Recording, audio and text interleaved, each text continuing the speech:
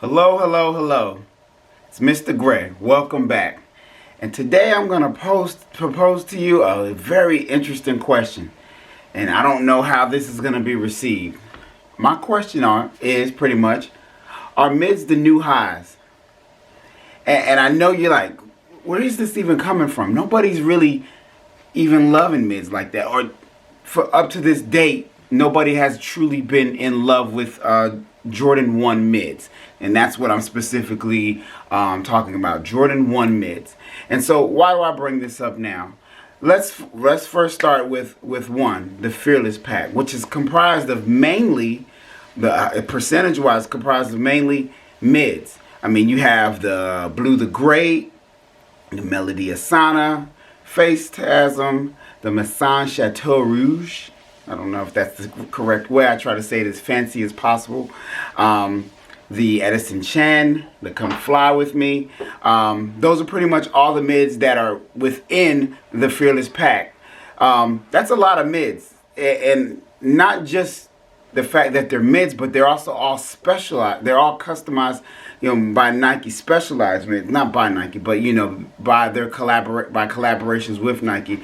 And as we know, most Jordan 1 mids don't really get a ton of love. They don't get a ton of love from sneakerheads, and they don't, at least up to this date, haven't got a ton of love from Nike either. So why am I asking once again? Why am I asking, are mids the new highs?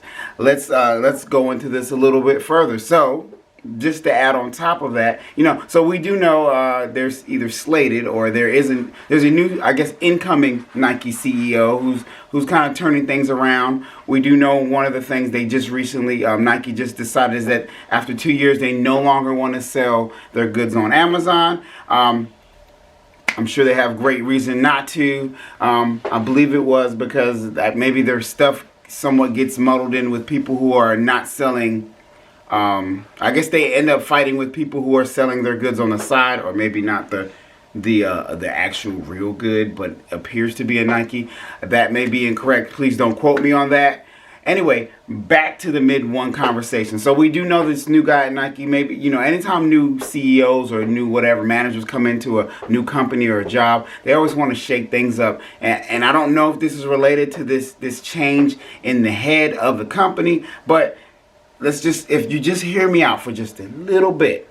So, besides all the mids, the Jordan 1 mids I mentioned, also slated in the future, which would be either late this year or sometime into the next year, we had the Jordan 1 mid Royal is on the list. There's a Jordan 1 mid Disco Ball, which is kind of up my alley. I'm not even a mids guy. I'm a pretty much a high guy, but right now, mids are looking like the new highs. I'm not going to forget about my highs. I love you, baby. But I'm just saying, they look good. And then also there's also slated a Jordan 1 mid bread toe. With all these interesting new entries into the mid level, it's making me wonder, is it slowly turning around sneakerheads? I mean, all of a sudden the Blue the Great, they sold out.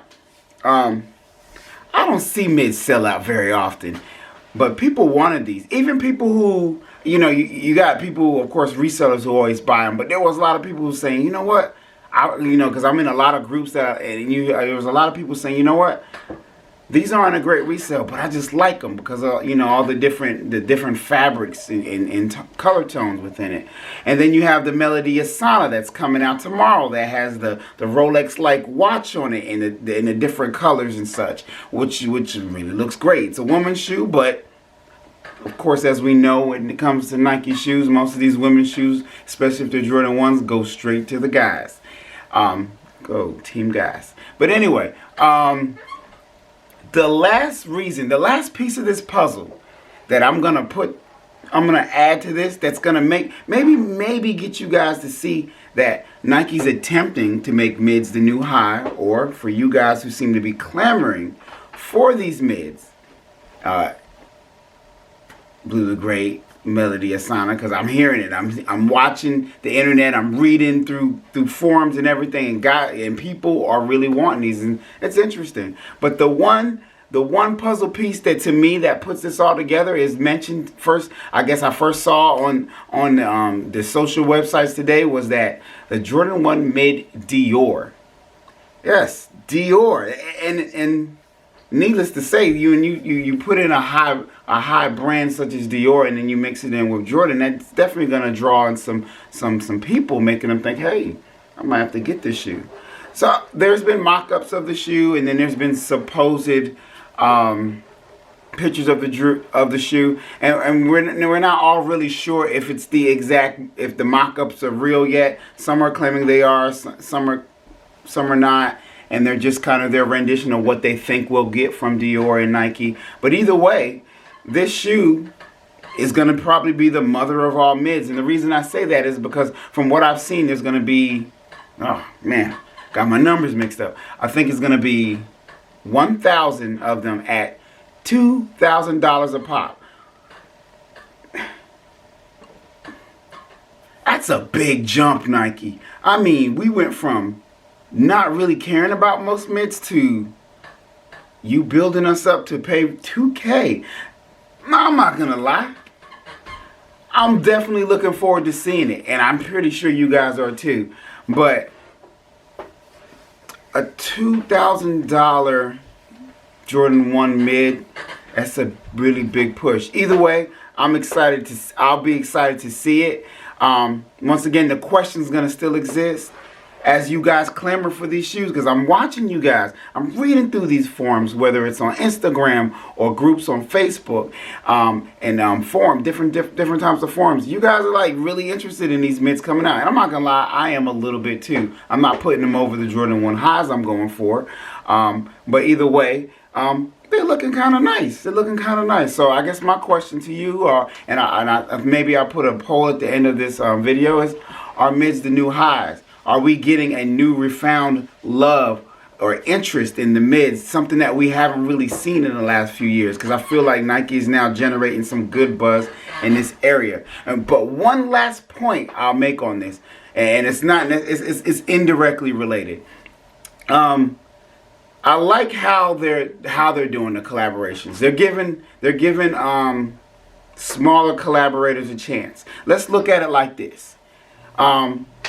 Let's just say you have a basketball team. You have LeBron, who's gonna always play. He's gonna always start. You got, Anthony Davis, who's gonna always start also. But then you have the people on the bench, which somebody knows their name. People in that city may know their name because they're in that area, and so they know that team. But a lot of people that aren't in that city probably don't know the name of all those bench people who come off the bench.